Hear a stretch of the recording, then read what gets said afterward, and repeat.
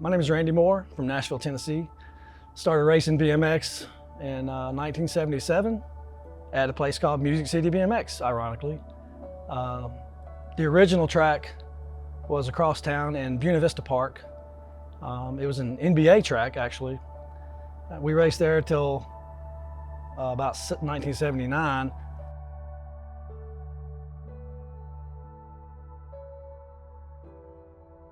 When I'm not really sure how it happened, but for whatever reason, we needed a new track, and some group of parents got together, including mine and a few others. And the first thing was to form an organization. They came up with a name with the help of a couple people from the original Buena Vista track. Came up with Dixieland BMX Raceway. Dixieland BMX Raceway, first race was actually in Centennial Park. We raced in Centennial Park for a handful of times while this track was still under construction. Probably half a dozen times maybe. It was a lot of fun. It was just natural layout, no jumps, flag start, flat, nothing track, but it was a lot of fun. My parents and a lot of other parents got together, formed the organization to be all legal-like. Had president, vice president, the whole deal. Had bylaws, they formed all that stuff. 501c3 charitable organization, the whole deal. They presented the plan to Metro Parks. They searched and searched for a location. They had another location on Couchville Pike picked out, but it was going to be extremely expensive. And the problem with that is the organization had $42. So we were a little strapped for cash. They searched around some more, found this property at Hamilton Creek, and worked out a lease with the Corps of Engineers for 50 years. Anyway, we pretty much begged, borrowed, and we didn't steal, but we, statute of limitations is on that anyway. But construction started in late '79, almost wintertime of '79. I remember there was actually snow on the ground a few times. We were out here cutting trees and dragging trees and all that good stuff. We talked to a lot of people. My dad knew a lot of people. Got equipment out here, bulldozers, graders, people, chainsaws, dump trucks. I know a 15-year-old that was driving a dump truck that probably wasn't supposed to be. That would have been me.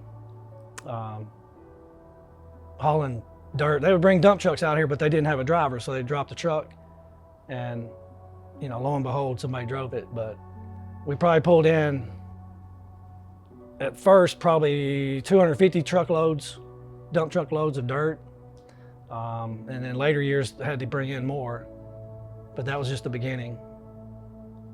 The very beginning of the track was laid out a little different than it is now.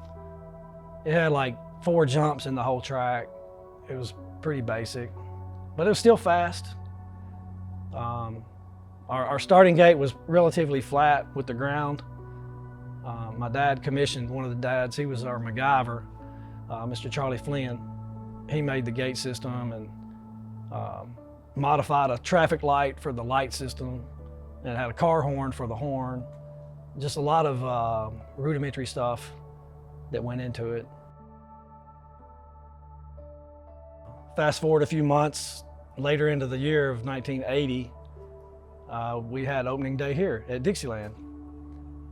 My dad, being the showman that he was, had to have skydivers and all kind of crazy stuff. And he had the skydivers, which actually ran the first moto of the track. They dropped down out of the sky, shed their suits, and all that good stuff, hopped on bikes and ran the track. So that was kind of cool. Yeah, Dad was very supportive, not only of me, but all the kids. He wanted everybody to have fun. He took us all to nationals. We pounded that truck.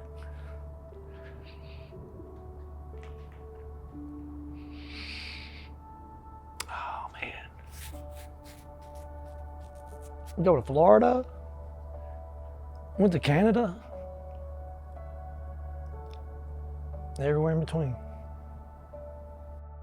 I get on the phone, tell my friends we're going to Knoxville or wherever. Could be Powder Springs, Georgia. You know, we go down there quite a bit. And of course, NBL Nationals, we go to those, and we just all pile in this truck, man, and go. We had a old Ford truck with a topper on it. There'd be about 8 kids in there, you know, bikes all over the place. And we weren't loaded. We didn't have a lot of money, but we just figured it out, you know. We want to go racing, we went racing. Yeah, Dad was the president for a couple years and then track director for a couple years. Stayed involved with it until like 85, 86, I guess, as a kind of a side role for everybody. Mom was, she was more the administrative part of it, you know. She ran the scoring line, she kept up with all that stuff, registration. Back in the day, they had a building over here on this side of the track. That was the registration building.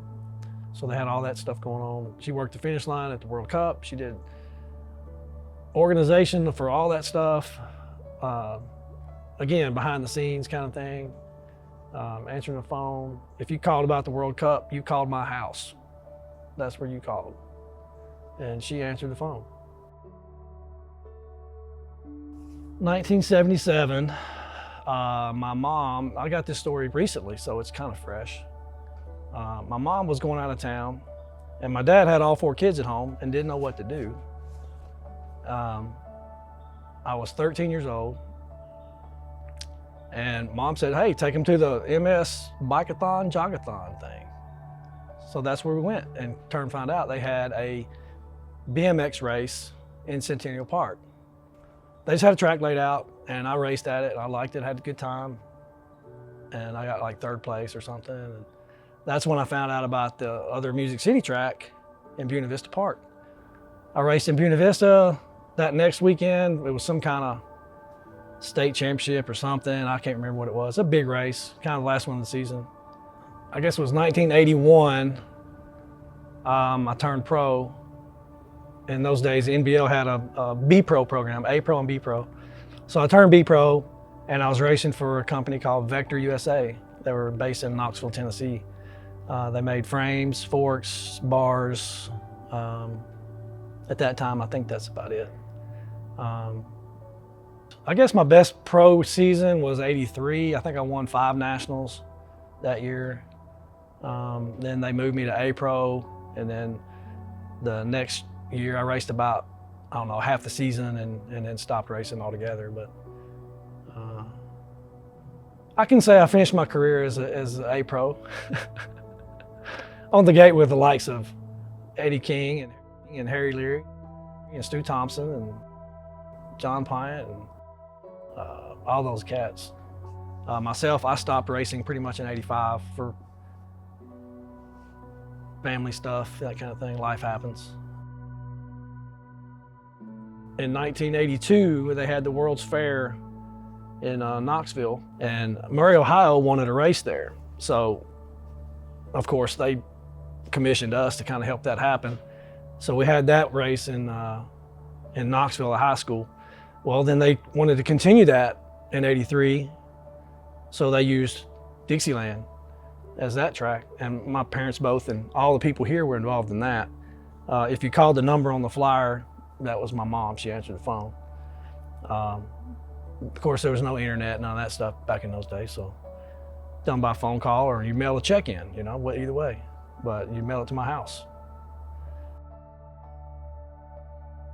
As things progressed here, there was a few lean years, I think, in the 2000s. Of course, the track was called Dixieland BMX Raceway. Then they went through some issues in the 2000s, sometime 10, 11, 12, somewhere in that time. And for whatever reason, I don't know, the track needed a new name, and they settled on Music City BMX. So they renamed this track from Dixieland to Music City BMX, and it's then an ABA track, or a USA BMX track. Then a few years after that, I kind of came back in the picture. 2019, again, some life stuff in my life took me away from the track. Some life stuff brought me back. Started racing in 2019.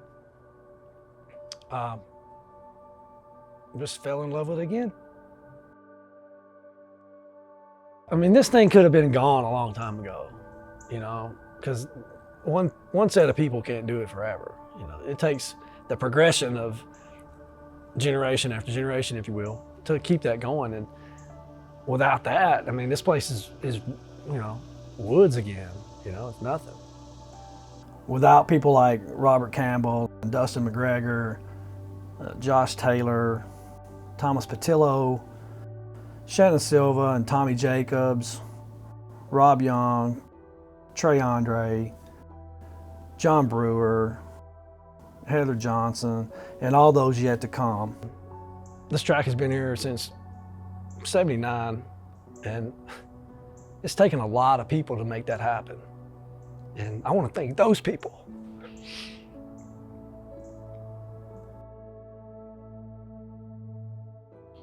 Yeah, the last time Dad came out was this past year, 2022, Union City Nationals.